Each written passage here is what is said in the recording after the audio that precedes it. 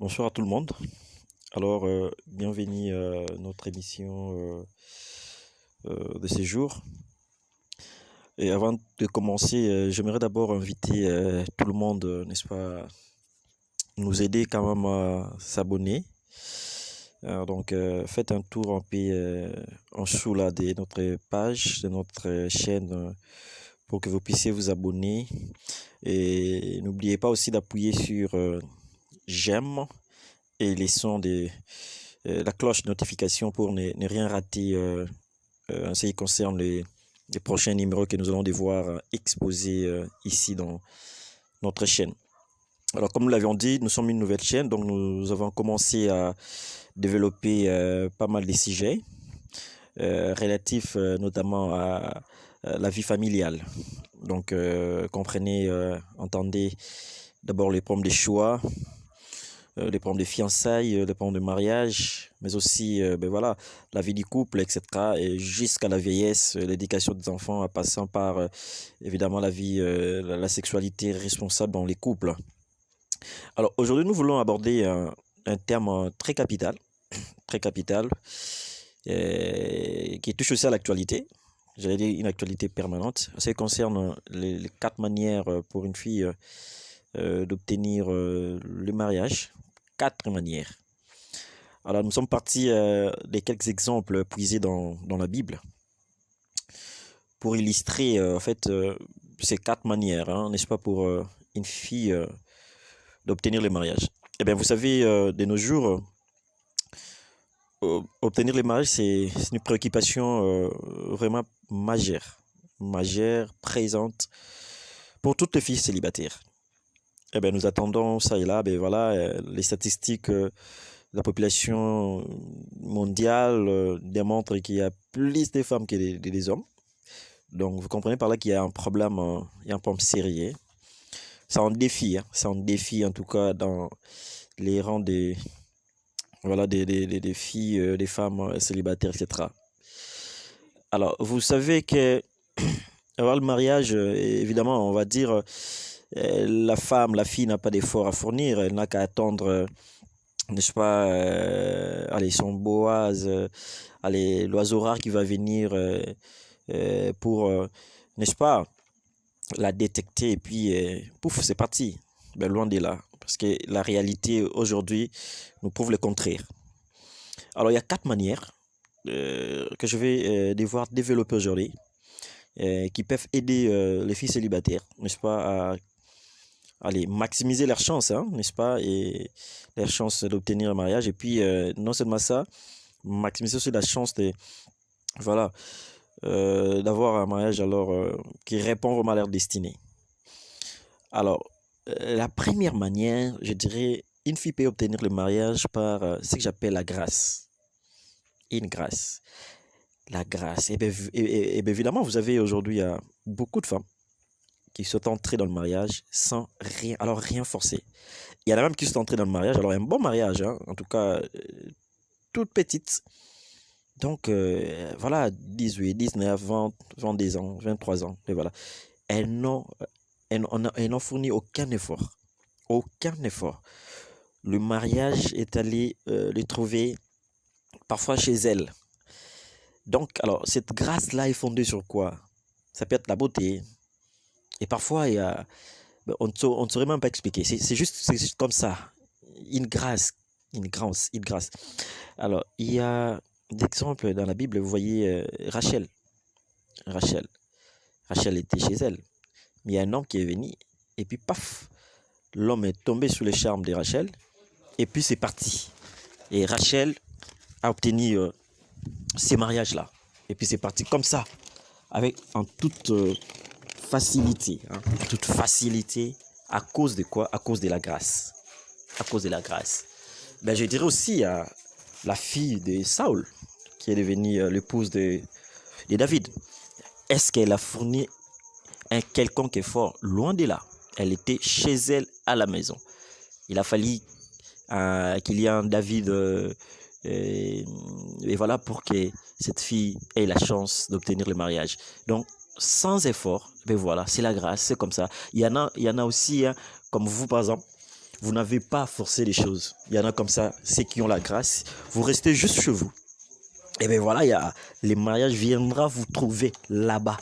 Et vous savez, on dit, notre Dieu est le maître des temps et des circonstances. Donc, c'est-à-dire qu'il y en a comme ça, des filles, des femmes qui ne vont fournir aucun effort, mais le Dieu des circonstances va créer des circonstances, va ramener leurs Boaz, leurs hommes vers elles. Et puis c'est parti, pouf, c'est comme ça. Alors, deuxième manière, c'est, je dirais, c'est par les comportements. Première manière, je dirais par la grâce.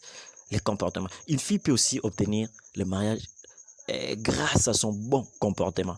C'est le comportement qui va attirer. Je prends ici l'exemple de Rebecca. Vous voyez, Rebecca, la femme d'Isaac. La Bible nous montre que les serviteurs d'Abraham a été captivé par les comportements.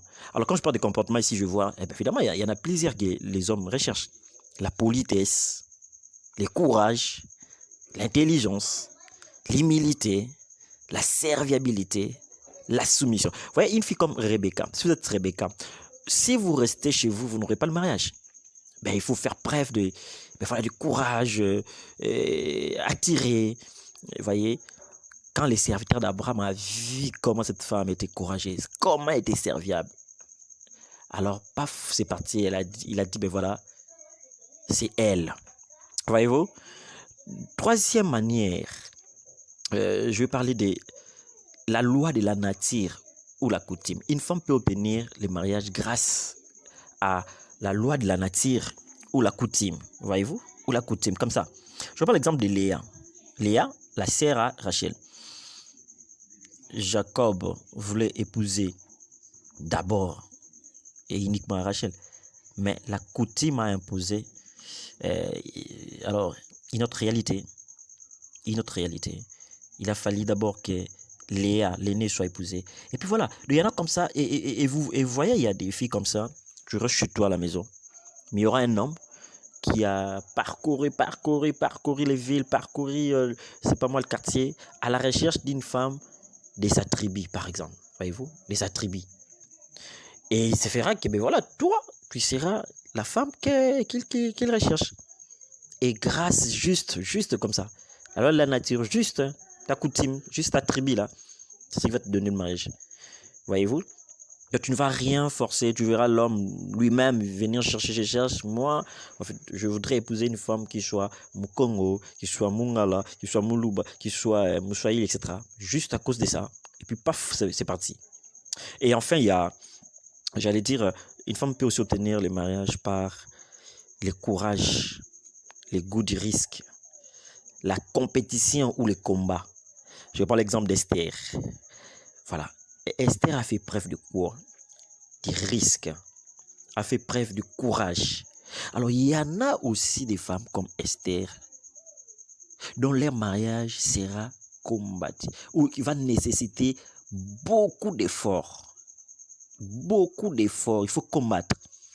Alors, pour nous, ici, nous allons dire que le combat, là, ça sera peut-être et très souvent un combat spirituel.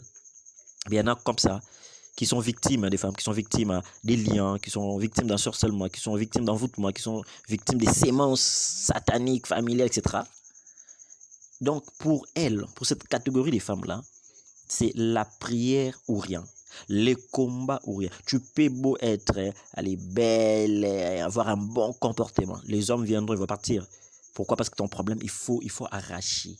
Il faut arracher ces mariages-là. Voyez-vous?